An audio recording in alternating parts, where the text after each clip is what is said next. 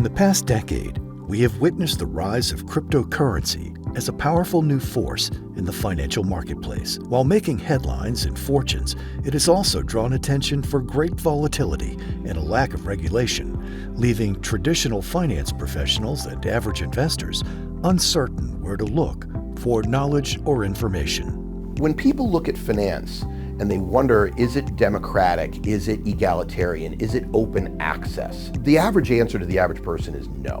What's interesting about crypto is it's much more democratized. Crypto is pairwise, global, 24/7, allowing anybody to trade. You don't have to spend millions of dollars to buy data feeds that are proprietary from exchanges. The exchanges give that data away, they make it available. Crypto has much more data available that is much more accessible to the average person. Now, why this matters is it makes for more competition. It makes for global growth. It means that people can access crypto and feel like they're not being taken advantage of. 50% of Latin Americans actually don't have a bank account.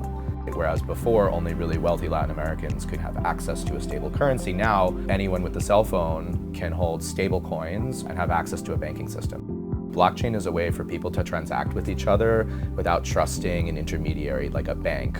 So it allows me to send money to someone abroad without trusting some company that could do something unscrupulous with it. Additionally, it's censorship resistant, which means that the government can't just come in and be like, hey, we're going to shut your bank account down. There's a big difference in terms of the different types of cryptocurrencies that you can buy. Bitcoin is fairly decentralized. That's why the SEC has more or less allowed Bitcoin to be traded pretty freely. But there's this whole other class of cryptocurrencies. Investors will buy some random coin created by like random people. They buy it for $1 and it goes to like 0.0001 cents. And that happens all the time. I think investors in general should do research into the asset that they're buying. Many clients, when they get involved in the cryptocurrency space, have concerns about the safety of their wallets and how safe is it to trade across these platforms. And the reality is, as long as you take care and protect your keys, you should be fine. There are general concerns around volatility in the past. You know, we saw Bitcoin do some huge price swings, but nowadays, things are normalizing a little bit. So I think it's really important for people to understand that crypto and blockchain has to be treated like a traditional investment. If you're hoping to get rich quick, or if someone tells you to buy a coin and you're going to get rich quick, it's probably a scam. However, I believe that Bitcoin and to a lesser extent Ethereum will grow massively in value over the next 5 to 10 years. So as long as you are willing to hold that asset, then it's a worthwhile investment. In the face of a unique new financial marketplace, CoinRoutes was built from the ground up to handle the unique market structure of crypto assets. As a leading provider of algorithmic trading strategies and execution management systems, their distributed architecture allows clients to keep full control over their wallets and keys. People, when they assume father and son, they say, oh, well, the father brought the son into the business. No, no, no. At CoinRoutes, the son brought the father into the business.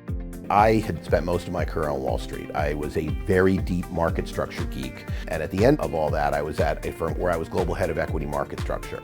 As I was leaving there and trying to decide what to do with my life, Ian, who's also my son, came to me with this idea and he said, you know, do you know anyone who knows something about market structure? Because there's this crypto market. At the time, I didn't know the difference between Bitcoin and Ethereum. In fact, I'm not even sure I had heard of Ethereum. But when we looked into the market and saw that it was electronic, that it was democratic, and that we could actually build something that was unique and different, it just seemed like the smartest thing to do.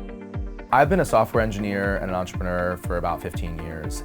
My first business was a web hosting company. One day my merchant processor decided to shut down my accounts. And it was kind of a nightmare because overnight my whole business just evaporated and I got basically nothing back for it. I got hardware cost, if that. That's why crypto is so powerful, because if you want to have a business, especially with the way globalization and the internet and everything is going, anyone with a cell phone can have a wallet where they can get paid and they can pay their vendors and they can pay their employees, and it's censorship resistant. That's why I decided to get into crypto and then subsequently to build CoinRoutes. We like to use the analogy at CoinRoutes. Cryptocurrency market is more like a grand bazaar than capital markets. So there's a lot of vendors, selling the same product for various prices, and it's very exhausting to find the best price. So what we do at CoinRoutes, we provide that transparency to the market participants. We process 15 terabytes of data daily, showing them the entire market and help them find that best price. When clients are onboarding with us for the very first time, one of the most important ways we educate them is by demystifying the cryptocurrency market space. It could be something as simple as how does a product trade at a certain venue, at a certain exchange. We help them navigate the nuances of this, as well as navigate the nuances of how to set up with our trusted partners that we deal with. At CoinRoutes, we really want to level the playing field for all different types of traders. We just launched a product called CoinRoutes Core, which is targeted at retail traders, so small individual traders. One of the things that currently exists in the market is that smaller traders pay huge fees. They pay upwards of 1% in some cases. We hope to be an engine of change and to enable all traders to have the advanced tools that previously only large funds would have. Visit our website today